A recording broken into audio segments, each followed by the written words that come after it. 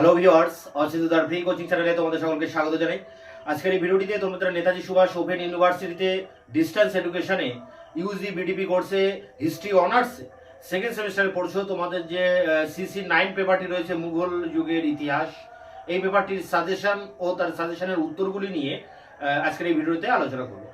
এ প্রসঙ্গে যাওয়ার আগে এটা বলবো, তোমাদের CC7 CC8 পেপারের সাজেশন এবং তার উত্তরের PDF আমি ইতিমধ্যে আমার চ্যানেলে আপলোড করেছি। তার লিঙ্ক দেওয়া থাকবে ভিডিওর ডেসক্রিপশন বক্সে, তোমরা সেই ভিডিওগুলো দেখে নিও। এছাড়া CC9 পেপারটির যে সাজেশন এখন তোমাদেরকে আমি দেব, এই সাজেশনের ম্যাক্সিমাম প্রশ্নের উত্তর আমি ইতিমধ্যে ভিডিও ক্লাসের ভিতর দিয়ে তার উত্তরগুলি দিয়েছি আমার চ্যানেলে, তারও লিঙ্ক দেওয়া থাকবে ভিডিও ডেসক্রিপশন বক্সে।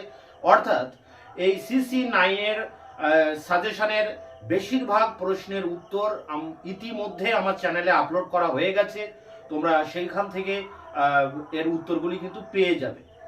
তা চলো শুরু করা যাক আজকের ক্লাসের মূল আলোচনার বিষয়টি আমরা একবার বোর্ডে দেখে নিই। দেখো, Netaji Subhash open university UG BDP history honours second year CC9 CC9 এ রয়েছে মুঘল যুগের ইতিহাস। মুঘল যুগের প্রথম দিকটার ইতিহাস রয়েছে এই পেপারে। এর যে সাজেশন 2024-এ, সেই সাজেশন নিয়ে আলোচনা করব। দেখো, 2024-এর ডিসেম্বর মাসে তোমাদের পরীক্ষা হওয়ার কথা। অনেক সময় পরীক্ষা পিছিয়ে গিয়ে 25-এরও প্রথম দিকে, জানুয়ারি ফেব্রুয়ারির দিকে হতে পারে। অর্থাৎ 2024-এ কিন্তু তোমাদের মূলত সাজেশন। এখানে এই পেপারটিতে 50 নম্বরের পরীক্ষা হবে, তোমরা জানো। সেখানে গ্রুপ এ থাকবে 20 নম্বর, যেখানে 10 নম্বরে 2টি প্রশ্ন লিখতে হবে, 4টি প্রশ্ন দেওয়া থাকবে, 2টি লিখতে হবে। আর গ্রুপ বি তে থাকবে 6 নম্বরের টিকা 5টি, 5 30 নম্বর। তো এখানে বোর্ডে যে প্রশ্নগুলো আমি এখানে রেখেছি, এগুলো কিন্তু গ্রুপ এ থেকে 10 নম্বরের প্রশ্ন, মানে যে 2টি প্রশ্ন 10 নম্বরে লিখতে হবে তার সাজেশন আমি এখানে রেখেছি। 10টি প্রশ্ন, 1 থেকে 10, এই 10টি প্রশ্ন এখানে দেওয়া আছে। এর ভিতর থেকে আশা করি তোমরা 2টি কমন পাবে। পরীক্ষায় 4টি প্রশ্ন আসবে, 4টি প্রশ্নই তোমরা এখানে কমন পাবে। প্রথম প্রশ্ন দেখো, বিজেতা ও শাসক হিসেবে বাবরের কৃতিত্ব ও চরিত্র। অর্থাৎ এক কথায় বাবরের কৃতিত্ব ভালো করে পড়তে হবে, প্রথমেই রয়েছে। তারপরে 2 দাগে রয়েছে 1526, মানে 25 বা 26 থেকে 56, উত্তর ভারতে মুঘল আফগান দ্বন্দ্ব। উত্তর ভারতে মুঘল আফগান দ্বন্দ্বটা হয়েছিল অ্যাকচুয়ালি হুমায়ুন আর শেরশাহের মধ্যে। তো সেই দ্বন্দ্বগুলো এখানে আলোচনা করতে হবে। 1 আর 2 থেকে একটা জেনুইন আসবে, হয় বাবর আসবে নয় মুঘল আফগান দ্বন্দ্ব আসবে। 3 নম্বর প্রশ্ন দেখো, 3 নম্বরে এখানে 3টি প্রশ্ন রাখা আছে, একটি প্রশ্ন আসবে 3টি আকবর থেকে। 1 আকবরের ধর্মনীতি, 2 আকবরের রাজপুত নীতি, 3 আকবরের সাম্রাজ্য বিস্তার নীতি। তাহলে আকবরের ধর্মনীতি, রাজপুত নীতি এবং সাম্রাজ্য বিস্তার নীতি 3টি ইম্পর্টেন্ট। তবে বেসিক্যালি এই 2টি প্রশ্ন বেশি ইম্পর্টেন্ট, আকবরের ধর্মনীতি এবং আকবরের রাজপুত নীতি, এই দুটো থেকে একটা কিন্তু আসতে পারে। এরপরে দেখো 4 দাগে রয়েছে মুঘল আমলের মনসবদারি ব্যবস্থা। তা আকবর এই মনসবদারি ব্যবস্থা চালু করেন, এর অনেক বৈশিষ্ট্য আছে এবং এর বিবর্তন আছে। পরবর্তী সম্রাটদের সময়ে এটা অনেকটা বিবর্তন হয়, মানে নানা রকম পরিবর্তন আসে। 4 দাগে মুঘল আমলের মনসবদারি ব্যবস্থা, ভেরি ভেরি ইম্পর্টেন্ট প্রশ্ন। 5-এ রয়েছে দেখো, মুঘল আমলে জমিদার শ্রেণীর শ্রেণী বিভাগ। জমিদারদের শ্রেণী বিভাগ বা এবং জমিদারদের সম্পর্কে আলোচনা। তোমাদের একটা কথা বলবো যে এখানে যে প্রশ্নগুলো আছে জাস্ট দেখে রাখো, বুঝে নাও কোন কোন প্রশ্ন ইম্পর্টেন্ট রয়েছে। এগুলো থেকে বোর্ড থেকে দেখে লেখার প্রয়োজন নেই, কারণ আমি ভিডিওর শেষে অন স্ক্রিনে আমি এইসব প্রশ্নগুলো আবার খাতা কলমে তোমাদের সামনে অন স্ক্রিনে আলোচনা করব। তখন সেই জায়গা থেকে তোমরা স্ক্রিনশট দিয়ে বা দেখে দেখে লিখে নিতে পারো। তাই এখানে জাস্ট তোমরা একবার দেখে নাও কোন কোন প্রশ্ন ইম্পর্টেন্ট রয়েছে। 6 দাগে রয়েছে মুঘল যুগে ভূমি রাজস্ব ব্যবস্থা। মুঘল আমলের যে ভূমি রাজস্ব ব্যবস্থা ছিল, দহশালা, যাবত প্রথা, নসক প্রথা, সেগুলো নিয়ে একসাথে ভূমি রাজস্ব ব্যবস্থা। পরেরটা দেখো 7 দাগে মুঘল যুগের গ্রামীণ সমাজের গঠন। মুঘল যুগে গ্রাম সমাজে যে কৃষক শ্রেণী, জমিদার শ্রেণী, মধ্যবিত্ত শ্রেণী, মুসলিম শ্রেণী একসাথে বাস করত, সেই শ্রেণী ভাগটাকে এখানে দেখাতে হবে। 8-এ রয়েছে মুঘল যুগের প্রধান প্রধান অর্থকরী ফসল। অর্থকরী ফসল মানে মুঘল যুগে যেসব ফসল চাষ করে বাণিজ্যিকভাবে চাষ করা হতো, অর্থ আসতো, যেমন নীল, আখ, ইক্ষু বা আফিম বা বলা যায় জাফরান, এই ধরনের ফসল কি কি ছিল তার অ্যান্সার এখানে দিতে হবে। 9 দেখো রয়েছে মুঘল আমলে ভূমধ্য সাগরীয় নৌ বাণিজ্যের গতি প্রকৃতি। মুঘল যুগে আরব দেশের সাথে ভারতের বাণিজ্য চলতো ভূমধ্য সাগর দিয়ে, তো সেই ভূমধ্য সাগরের বাণিজ্যের গতি প্রকৃতি। পরেরটি দেখো 10 শেষ প্রশ্ন, মুঘল যুগে কৃষক বিদ্রোহ ও জমিদারদের ভূমিকা। মুঘল যুগে বারে বারে কৃষক বিদ্রোহ হয়েছে, সতনামী বিদ্রোহ, জাট বিদ্রোহ, এরকম বিভিন্ন বিদ্রোহ বা শিখ বিদ্রোহের কথা আমরা বলতে পারি। এই সব বিদ্রোহ গুলো নিয়ে একসাথে লিখতে হবে এবং তার সাথে জমিদাররা কি ভূমিকা নিচ্ছে এই বিদ্রোহে সেটি নিয়ে প্রশ্ন। সবই মুঘল যুগের উপরে। একবার আমি শর্টে রিপিট করছি। প্রথম রয়েছে বাবরের কৃতিত্ব, 2 নম্বরে রয়েছে মুঘল আফগান দ্বন্দ্ব, 3 নম্বরে রয়েছে আকবরের ধর্মনীতি বা আকবরের রাজপুত নীতি বা সাম্রাজ্য বিস্তার নীতি। 3টে আলাদা আলাদা প্রশ্ন, এখান থেকে একটা আসবে। 4 দাগে রয়েছে মনসবদারি প্রথা, 5 দাগে রয়েছে জমিদার শ্রেণী, 6 দাগে রয়েছে ভূমি রাজস্ব ব্যবস্থা, 7 দাগে রয়েছে মুঘল যুগের গ্রামীণ সমাজের গঠন, 8 দাগে রয়েছে প্রধান প্রধান অর্থকরী ফসল এবং 9 দাগে রয়েছে ভূমধ্য সাগরীয় বাণিজ্য এবং 10 দাগে রয়েছে মুঘল যুগের কৃষক বিদ্রোহ।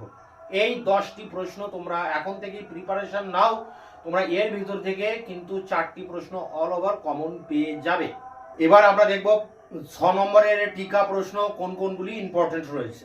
দেখো গ্রুপ বি তে আসবে তোমাদের এই 6 নম্বরের টিকা, যেখানে 5টি টিকা লিখতে হবে 6 নম্বর করে 30 নম্বর। তো এখানে যে প্রশ্নগুলো তোমরা করবে, মুঘল ইতিহাস রচনায় বৈদেশিক বিবরণ, অর্থাৎ মুঘল যুগে যেসব বিদেশি পর্যটকরা ভারতে এসেছেন এবং ভারত সম্পর্কে বা মুঘল যুগ সম্পর্কে তারা তাদের লেখনীতে প্রকাশ করেছেন, সেই বৈদেশিক বিবরণী কি কি ছিল। যেমন এখানে একজন আছে ফ্রাঁসোয়া বার্নিয়ে, ইনি কিন্তু মুঘল যুগে বিদেশি পর্যটক হিসেবে ভারতবর্ষে আসেন এবং ইনি দ্য মুঘল এম্পায়ার বলে একটি গ্রন্থ লিখে গিয়েছিলেন। তাই এটা আলাদাভাবে আসতে পারে, আবার বৈদেশিক বিবরণীতেও কিন্তু এনার উল্লেখ থাকবে। এছাড়া মুঘল যুগে ফার্সি আর দরবারি সাহিত্যের বিকাশ ঘটে, এটিও কিন্তু আসতে পারে। তাই এক দাগে যে 3টি প্রশ্ন এখানে আছে, 3টির একটি কিন্তু আসতে পারে মুঘল যুগের বৈদেশিক বিবরণ বা ফ্রাঁসোয়া বার্নিয়ে বা দরবারি ও ফার্সি সাহিত্য। 2 নম্বরে দেখো রয়েছে পানিপথের দ্বিতীয় যুদ্ধের গুরুত্ব। 1556-তে আকবরের রাজত্বকালে এই পানিপথের দ্বিতীয় যুদ্ধ হয় আফগানদের সাথে, সেখানে আকবর জয়লাভ করেন এবং ভারতবর্ষে মুঘল সাম্রাজ্যের ভিত্তিকে স্থাপন করেন। তো সেই তার গুরুত্বটা কি যুদ্ধে, সেটা নিয়ে প্রশ্ন। 3 দাগে মুঘল রাষ্ট্রের প্রকৃতি, মুঘল রাষ্ট্র কি কেন্দ্রীভূত ছিল না স্বৈরাচারী ছিল না পুলিশি রাষ্ট্র ছিল, এটা নিয়ে আলিগড় বিশ্ববিদ্যালয়ের ঐতিহাসিকরা যে গবেষণা করেছেন, ইরফান হাবিব সহ আরো অনেকে, ইকতিদার আলম খান, ইকতিয়াক হোসেন কুরেশি, তাদের বক্তব্য এখানে কিন্তু তুলে ধরতে হবে। মুঘল রাষ্ট্রের প্রকৃতি। পরেরটি দেখো আকবরের দাক্ষিণাত্য নীতি। আকবর দক্ষিণ ভারতে অভিযান করেন, সেই দাক্ষিণাত্য নীতিটা কেমন ছিল, বা উত্তর পশ্চিম সীমান্ত নীতি, উত্তর পশ্চিম দিকটাও আকবর আক্রমণ করেন, কারণ উত্তর পশ্চিম দিক দিয়ে বিদেশিরা আক্রমণ করত, তাই এই জায়গাটাকে সুরক্ষিত করার তিনি চেষ্টা করেছিলেন। এছাড়াও মধ্য এশিয়ায় তাদের পৈতৃক বাসভূমি ছিল, তাই এই জায়গাগুলো দখল করার জন্য তিনি উত্তর পশ্চিম সীমান্ত নীতি নিয়েছিলেন। আবুল ফজল মুঘল যুগের শ্রেষ্ঠ ঐতিহাসিক, 5 দাগে রয়েছে, এটা আসতে পারে। এছাড়া আসতে পারে বাবর নামা বা তুজুকি বাবরি। বাবর একটি আত্মজীবনী লেখেন যাকে বলা হয় বাবর নামা, বা এর আরেক নাম তুজুকি বাবরি। আসল গ্রন্থের নাম তুজুকি বাবরি, তুর্কি ভাষায় লেখা। পরে এটি যখন আবার ফার্সিতে অনুবাদ করা হয় তখন তার নাম দেওয়া হয় বাবর নামা। এটা হুমায়ুনের ভগিনী গুলবদন বেগম এটি লিখেছিলেন। তা যাই হোক, এই আবুল ফজল আর বাবর নামা এই দুটো থেকে একটা প্রশ্ন আসতে পারে। 6 দাগে রয়েছে যাবত ব্যবস্থা। যাবত ব্যবস্থা বলতে এখানে ভূমি রাজস্ব ব্যবস্থা। মুঘল যুগে বাংলাদেশে যে ভূমি রাজস্ব ব্যবস্থা চালু ছিল তার নাম যাবত প্রথা। পরেরটি দেখো জায়গিরদারি সংকট। তা মুঘল যুগে যে জমিদারি প্রথাটা ছিল, মানে সেনাপতিদের জমি দেওয়া হতো, সেই জমি থেকে তারা সেই অর্থ নিয়ে তাদের সেনাপতিত্ব করতেন, তাদের সেনাদেরকে পুষতেন। এই সিস্টেমটাকে আমরা বলি জায়গিরদারি প্রথা। একটা সময় এতে সংকট দেখা দেয় এবং বিভিন্ন কারণে সংকট দেখা দেয়। সেই সংকটটা কি? জায়গিরদারি সংকট। পরে রয়েছে তনখা ও ওয়াতন জায়গির। তনখা মানে টাকা দিয়ে অনেক সময় জমিদারি পাওয়া যেত, তাকে তনখা জায়গির বলে। আর ওয়াতন জায়গির মানে জমিদার বা জায়গিরদারের পুত্র আবার জায়গিরদার হবেন। ওয়াতন মানে বংশ পরম্পরায় তিনি জায়গির পাচ্ছেন। এই তনখা এবং ওয়াতন জায়গির নিয়ে এখানে আসতে পারে। তাহলে যাবত ব্যবস্থায় জায়গিরদারি সংকট, তনখা ও ওয়াতন জায়গির, 3টি আলাদা আলাদা প্রশ্ন, যে কোনোটাই পরীক্ষা আসতে পারে। সাথে আছে দেখো ইবাদত খানা ও শুল ইকুল, দুটো আলাদা আলাদা প্রশ্ন। ইবাদত খানা আকবরে ধর্মনীতি পড়বে, সেখানেই তোমরা ইবাদত খানা পেয়ে যাবে, সেটাই তোমরা জাস্ট এখানে লিখে দেবে টিকা আকারে। আকবর ধর্ম আলোচনা করার জন্য ইবাদত খানা বলে একটি ধর্মীয় উপাসনালয় তৈরি করে, যার নাম ইবাদত খানা। আর শুল ইকুল মানে সকল ধর্মের মধ্যে যে একটা সৌভ্রাতৃত্ব, সেই সৌভ্রাতৃত্ব তিনি প্রতিষ্ঠা করতে চেয়েছিলেন, যাকে বলা হয় শুল ইকুল। তাই দুটোই আকবরের উপরে। 8-এ আছে 12 ভূঁইয়া। 12 ভূঁইয়া মানে জমিদার, 12 জন জমিদার মুঘল যুগে বাংলাদেশে শক্তিশালী হয়ে ওঠে এবং তারা মুঘলদের বিরুদ্ধে প্রতিরোধ গড়ে তোলে। আকবর এবং তার পুত্র জাহাঙ্গীরের রাজত্বকালে এই আন্দোলন বা এদের বিদ্রোহটাকে দমন করা হয়। তাই এটা 12 ভূঁইয়া নামে এরা পরিচিত ছিল। আর 9 আছে কবুলিয়ত ও পাট্টা। কবুলিয়ত ও পাট্টা হচ্ছে শেরশাহের যে ভূমি রাজস্ব ব্যবস্থা, সেখানে এই কবুলিয়ত ও পাট্টা বলে তিনি দুটি নীতি চালু করেন। এছাড়া রয়েছে সুরাট বন্দর। মুঘল যুগের শ্রেষ্ঠ বন্দর এবং নগর ছিল বাণিজ্যিক নগর সুরাট। তা সেটা কিভাবে তার উত্থান হলো এবং তার বিকাশ। এবং 10 দাগের শেষ প্রশ্ন, মুঘল সম্রাটদের সাথে উলেমাদের সম্পর্ক। তো মুঘল সম্রাটদের সাথে উলেমাদের একটা ভালো সম্পর্ক ছিল। আকবরের সময় সম্পর্ক খারাপ হয়, কারণ আকবর ধর্মের দ্বারা বশীভূত ছিলেন না, তিনি উলেমাদের প্রভাব থেকে মুক্ত হয়ে সম্পূর্ণ স্বাধীনভাবে রাজ্য তার মানে নীতি বা রাজ্য শাসন করেন। এই জন্য উলেমাদের সাথে তার একটা মতবিরোধ তৈরি হয়। আবার ঔরঙ্গজেবের সময়কালে ঔরঙ্গজেবের সাথে কিন্তু উলেমাদের ভালো সম্পর্ক তৈরি হয়, এগুলো আমরা জানি কম বেশি। যাই হোক, এই ছিল প্রশ্ন। এইগুলো থেকেই তোমরা কিন্তু যে 5টি প্রশ্ন তোমাদের কমন পেতে হবে, এই 5টি প্রশ্ন এর মধ্যে থেকে তোমরা অলওভার পেয়ে যাবে। প্রথম থেকে কি রয়েছে, মুঘল যুগের ইতিহাস রচনায় বৈদেশিক বিবরণ, ফ্রাসোয়াবার্নিয়ের রচনা এবং দরবারি ও ফার্সি ইতিহাস। 2 আছে পানিপথের দ্বিতীয় যুদ্ধের গুরুত্ব। 3 আছে মুঘল রাষ্ট্রের প্রকৃতি। 4 আছে আকবরের দাক্ষিণাত্য নীতি বা উত্তর পশ্চিম সীমান্ত নীতি। 5 আছে আবুল ফজল, এছাড়া আছে বাবরনামা। 6 আছে যাবত প্রথা, আছে জায়গিরদারি সংকট, আছে তনখা ও জায়গির। 7 আছে ইবাদত খানা শুলিকুল, দুটো আলাদা আলাদা প্রশ্ন। 8 আছে 12 ভূঁইয়া। 9 আছে কবুলিয়াত ও পাট্টা, এছাড়া আছে সুরাট বন্দর। এবং 10 আছে মুঘল সম্রাটদের সাথে উলেমাদের সম্পর্ক। তো এখানে যে প্রশ্নগুলো বললাম টিকা প্রশ্ন, এবং এর পাশাপাশি এর আগে যেগুলো আমি 10 নম্বরের প্রশ্নগুলো বলেছিলাম 10টি, এই সব কিছু নিয়েই তোমাদের সিসি 9 এর সাজেশন। এখন এর ভিতরে এর প্রায় অর্ধেকেরও বেশি প্রশ্নের উত্তর আমি ইতিপূর্বে আমার চ্যানেলে ভিডিও ক্লাসের ভিতর দিয়ে বিস্তারিত আলোচনা ব্যাখ্যা সহ তার উত্তরগুলি আপলোড করেছি। তোমরা সেই ভিডিওগুলো দেখে নিও, তাহলে এর উত্তরগুলি পেয়ে যাবে। এবং প্রতিটি ভিডিওর লিঙ্ক এই ভিডিওর ডেসক্রিপশন বক্সে দেওয়া থাকবে। তোমরা একটু ভালো করে এই ভিডিওটার ডেসক্রিপশন বক্সটা একটু ফলো করবে, দেখবে সেখানে অনেকগুলি ভিডিওর লিঙ্ক দেওয়া রয়েছে এবং এক একটা ভিডিও মানে এক একটা প্রশ্নের উত্তর। তোমরা এর প্রশ্নগুলির উত্তর পেয়ে যাবে। এছাড়া তোমাদের কাছে যে বইটা রয়েছে কলেজ থেকে, যে বইটা তোমাদের দেবে, যে এই ধরনের একটা বই তোমাদের টেক্সট ম্যাটেরিয়াল হিসাবে দেবে, এই বইটার ভিতরেও কিন্তু তোমরা অনেক প্রশ্নের উত্তর পেয়ে যাবে। এবং বাকি তো আমার চ্যানেল থেকে তোমরা পেয়ে যাচ্ছ এই উত্তর। এছাড়াও তোমরা বই থেকেও অনেক কিছু পেয়ে যাবে।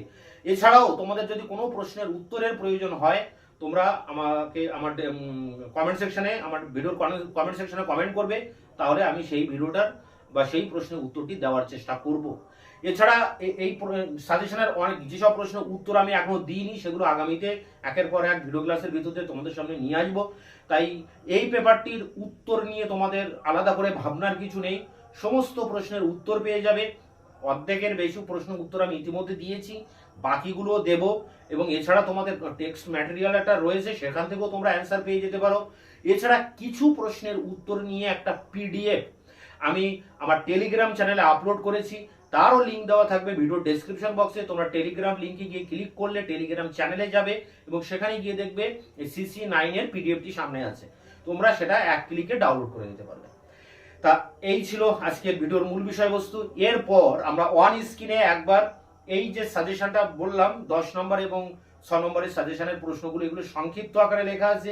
আমি আরেকটু ডিটেলসে যেভাবে পরীক্ষায় প্রশ্নটা আসবে ঠিক সেইভাবে আমি অন স্ক্রিনে আরেকবার আলোচনা করব, যেখান থেকে তোমরা প্রশ্নগুলো খাতায় লিখে নিতে পারবে। তো চলো এবার শুরু করি। অন স্ক্রিনে এই সাজেশনের আরেকবার রিপিট করব। Netaji Subhash open university UG BDP second year history honours CCH 109 suggestion 2024 থেকে 25। এখানে 50 নম্বরের ফুল মার্কস রয়েছে। গ্রুপ এতে রয়েছে 10 নম্বরের দুটি প্রশ্ন, মানে 20। যেসব প্রশ্নগুলো করবে দেখে নাও। 1, বিজেতা ও শাসক হিসেবে বাবরের কৃতিত্ব চরিত্রের মূল্যায়ন করো। 2, 1526 থেকে 56 খ্রিস্টাব্দে উত্তর ভারতে মুঘল আফগান দ্বন্দ্বের বিবরণ দাও। 3 আছে আকবরের ধর্মনীতির আলোচনা করো। 4, আকবরের রাজপুত নীতি পর্যালোচনা করো। পরে 5 দাগে আছে দেখো আকবরের সাম্রাজ্য বিস্তার বা রাজ্য বিস্তার নীতি আলোচনা করো। 6 আছে আকবরের আমলে প্রবর্তিত মনসবদারি ব্যবস্থার বৈশিষ্ট্য লেখো। 7 আছে মুঘল যুগে জমিদারদের শ্রেণীবিভাগ করো। এখানে একটা জিনিস দেখো, তোমাদের কাছে যে কোর্স ম্যাটেরিয়ালস বা যে বইটা আছে কলেজ থেকে তোমাদের দিয়েছে, এখানে আকবরের সাম্রাজ্য বিস্তার বা রাজ্য বিস্তার নীতি, এটি 46 নম্বর পেজে কিন্তু এর উত্তরটা রয়েছে। আকবরের আমলে প্রবর্তিত মনসবদারি ব্যবস্থার বৈশিষ্ট্য, এটি 56 নম্বর পেজে রয়েছে। মুঘল আমলের জমিদার শ্রেণীর শ্রেণীবিভাগ করো, এটা 96 নম্বর পেজে আছে। 8 দাগে রয়েছে মুঘল যুগে গ্রামীণ সমাজের গঠন কেমন ছিল। 9 আছে মুঘল আমলে আকবর প্রবর্তিত ভূমি রাজস্ব ব্যবস্থা পর্যালোচনা করো। 10 আছে মুঘল যুগের প্রধান প্রধান অর্থকরী ফসল কী ছিল। 11 আছে মুঘল আমলে ভারত মহাসাগরীয় নৌ বাণিজ্যের গতি প্রকৃতি লেখো। 12 আছে মুঘল যুগে কৃষক বিদ্রোহের কারণ এবং এই বিদ্রোহে জমিদার শ্রেণীর ভূমিকা কী ছিল, এটি 62 নম্বর পেজে কিন্তু রয়েছে। গ্রুপ বি, যেখানে 6 মার্কসের কোশ্চেন 5টি লিখতে হবে, 6 নম্বরের প্রশ্ন 5টি, মানে 30 নম্বর। তার জন্য এই প্রশ্নগুলো করবে। মুঘল ইতিহাস রচনায় বৈদেশিক বিবরণ। 2 আছে ফ্রাঁস হওয়া বার্নিয়ের বিবরণ বর্ণনা দাও। 3 আছে পানিপথে দ্বিতীয় যুদ্ধের গুরুত্ব। 4 মুঘল রাষ্ট্রের প্রকৃতি কেমন ছিল, এটা 18 দাগে, মানে 18 নম্বর পেজে তোমাদের কিন্তু বইতে আছে। আকবরের দাক্ষিণাত্য নীতি, এটি 73 নম্বর পেজে আছে। আকবরের উত্তর পশ্চিম সীমান্ত নীতি, এটি 72 নম্বর পেজে আছে। বাবরের ভারত আক্রমণের প্রাককালে রাজনৈতিক ও আর্থসামাজিক প্রেক্ষাপট কেমন ছিল, এটা 23 নম্বর পেজে আছে। পরেরটি দেখো আবুল ফজলের ইতিহাস চর্চা। পরেরটি বাবরনামা বা তুজুকি বাবরি। পরেরটি আছে যাবত ব্যবস্থা, এটি 91 পেজে আছে। বাংলার উপর মুঘল শাসনের প্রভাব কেমন ছিল, 82 নম্বর পেজে আছে। মুঘল আমলের সুরাট বন্দরের উত্থান, 142 নম্বর পেজে আছে। ইবাদতখানা 153, সুলিকুল 152। 12 ভূঁইয়া কারা ছিলেন, মুঘল সম্রাটদের সাথে উলেমাদের সম্পর্ক কেমন ছিল, মুঘল সম্রাটদের সাথে উলেমাদের সম্পর্ক কেমন ছিল, 157 নম্বর পেজে আছে। কবুলিয়ত ও পাট্টা, জায়গিরদারি সংকট সম্পর্কে টিকা লেখো। এবং পরেরটা দেখো মুঘল আমলে ফার্সি ও দরবারি সাহিত্য, এটা 8 থেকে 9 নম্বর পেজে আছে। পরেরটা দেখো মুঘল যুগের ঐতিহাসিক সাহিত্যিক উপাদান। এবং শেষ প্রশ্ন তনখা ও ওয়াতন জায়গিরদার, যেটি 58 নম্বর পেজে আছে তোমাদের কাছে, যে কলেজ থেকে বই দিয়েছে সেই বইতে। তো এখানে দেখো অনেকগুলি প্রশ্ন থাকলেও তোমরা প্রথম দিক থেকে 12-14টা প্রশ্ন করে যাবে, এর ভিতর থেকে তোমরা 5টি প্রশ্ন অবশ্যই কমন পেয়ে যাবে। এছাড়া এই সাজেশনের ম্যাক্সিমাম প্রশ্নের উত্তর আমি আমার চ্যানেলে আপলোড করব, ইতিমধ্যে অনেকগুলো করেছি এবং বাকিগুলো কিন্তু এক এক করে সব আপলোড করে দেবো। তাই আমার চ্যানেল থেকে তোমরা অনেকটাই হেল্প পাবে। এছাড়া তোমাদের এখনও যে CC 10 পেপারটি রয়েছে তারও সাজেশন খুব তাড়াতাড়ি তোমাদের সামনে নিয়ে আসবো এবং তোমাদের তার উত্তরগুলোও তোমাদের সামনে তুলে ধরবো। তাই আমার চ্যানেলটিকে তোমরা সাবস্ক্রাইব করে রাখবে, বন্ধুদের কাছে শেয়ার করবে, নিজেদের মতামত থাকলে কমেন্ট সেকশনে কমেন্ট করে জানাবে। ভিডিওটি ভালো লাগলে অবশ্যই একটা লাইক।